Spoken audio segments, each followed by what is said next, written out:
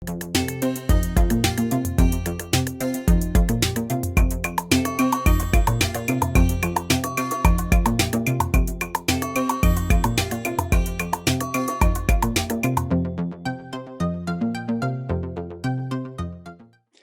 I'm Scott Jensen, former Assembly Speaker.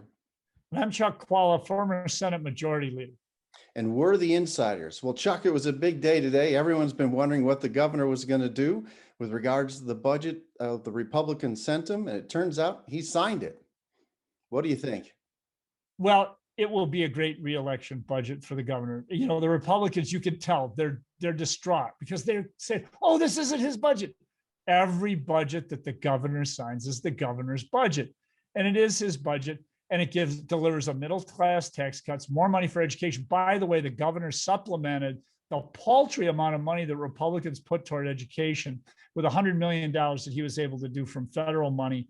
So this is going to be a great budget for him to run on, and Republicans cannot get away from that. They were hoping that they put a poison pill in, that it would cut $2.3 billion from education, and Republicans would walk away and say this was Evers' fault. Oh, they were hoping that would happen, and it didn't happen. But here's the thing. Republicans have turned from a party that has a lot of their support in the suburbs to relying on rural Wisconsin, which is shrinking, by the way. But you know who cares more about their public schools than anybody? Rural Wisconsin.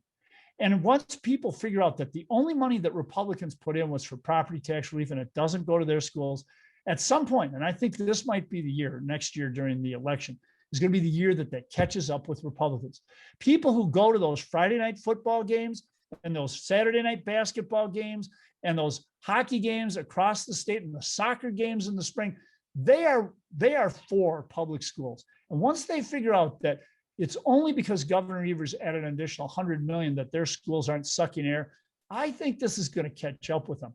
But the great thing is he's got this huge budget surplus. He has a middle-class tax cut. He has an education program that actually adds money. And yeah, the Republicans think it's great for them, but it's also great for the governor. So they just bought themselves another 4 years of Tony Evers. Congratulations, Governor. Wow. Well, I couldn't see this any differently than you did. I'll tell you this. Just look at the process here. 2 budgets in a row. The governor submits a budget to the Republican legislature with $1 billion tax increase. The legislature completely throws his budget out. They write their own budget. The governor pounds the table and says, if you don't give me what I'm asking for, I'm going to veto the whole thing and bring you guys back here to get it right. And then he signs the whole thing and tries to take credit for it. So we're here again. The governor's going to take credit for the Republican budget. But I would note the headlines around the state all say Evers signs Republican written budget. Evers signs Republican tax cuts. Those are the headlines that we're seeing across the state this week. So I think the governor's going to get less credit than he would normally get here. He didn't get anything on his progressive wish list done. He doesn't know how to trade or negotiate with the legislature. He keeps making threats he never delivers on. Just 3 weeks ago, this budget was so bad, he was going to veto the whole thing. And instead, today, he's proudly signing on it and running on it for re-election. I just don't know how you work with a guy like that. I can see why the Republicans find him to be very frustrating. Oh, let me remind you of your own words, Speaker Jensen, and the words of Governor Thompson. I recall Speaker Jensen, and we've had this on this program before, walking into my office and saying, yeah, great job on that lower class size and that education funding. My people will run on that. And you know what? Scott was absolutely right. Guess who else took credit? We did a great job on lowering class size across the state of Wisconsin in K-3. You know who did that? That was Tommy Thompson. And you know what? The problem is, and what I realized after a bit of my time in the legislature, every budget is the governor's budget. Whatever happens on his watch, he gets credit for. And by the way, it won't only be about this great budget next year that the governor's got. It's going to be about what a great job he did during COVID and how our economy came through in flying colors. You know, the problem that the Republicans have, it's kind of whistling past the graveyard again. They cannot think of one thing that they can run against him on. Rebecca Clayfish, she better find something, and it better not be a gun sitting on the table next to her like Leah Vukmir to try and trump up some reason for people to vote for. The bottom line is this is going to work out great for Democrats next year, and in particular, great for Governor Evers. And actually, it works out very well. What's sad about it is that the Republicans, again, refuse to take an additional $1 billion+ that would have been able to be used for anything, plus additional healthcare money that would have covered more people. And again, the Republicans are willing to cut off their nose to spite their face because they don't want to give a win to Governor Evers. They wouldn't do that. And by the way, all of this stuff we're talking about, including everything, I mean, every word that Scott Jensen said, is lost because it will only be the insiders who watch this program. And face it, folks, you're not enough to create a majority in the state of Wisconsin. What the people of the state of Wisconsin will know and what the voters will know is that Governor Evers delivered a tax cut, more money for education, even supplemented the parsimonious Republican budget with an additional $100 million. And by the way, we haven't even talked about the $129 million that he put in for broadband that got delivered. This is going to be a great situation for Democrats next year. And I think the Republicans are screaming so loudly because they know they have nothing to do. They hoped that he would veto the budget so they could say we're not coming back. And it cost $2.3 billion for our schools. No, that's not what happened. 2/3 funding, which will be able to be leveraged and used by Democrats in the future when they have more control. This is a good budget for Democrats, and down the road, it will be a good budget, even farther down the road in future years. Well, let me point out two things. First of all, this budget was passed mostly with Republican votes, so they're going to get credit for all the stuff that you say the governor's going to take credit for as well.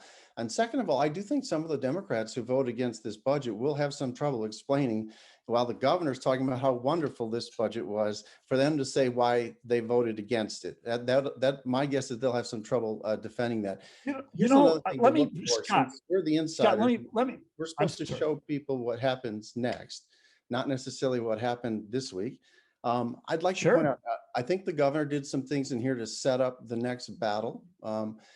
He vetoed out the personal property tax cut for small businesses. He vetoed $550 million going to the rainy day fund. That means the state's ending balance is about $800 million more than what the legislature left him with, which means they get to fight all over again in January when the governor does his State of the State address, and there's just a short 6-8 week session of the legislature. But what we do with all that money that's left over, do we put it in schools or do we cut taxes? You're going to see another version of this story all over again in January.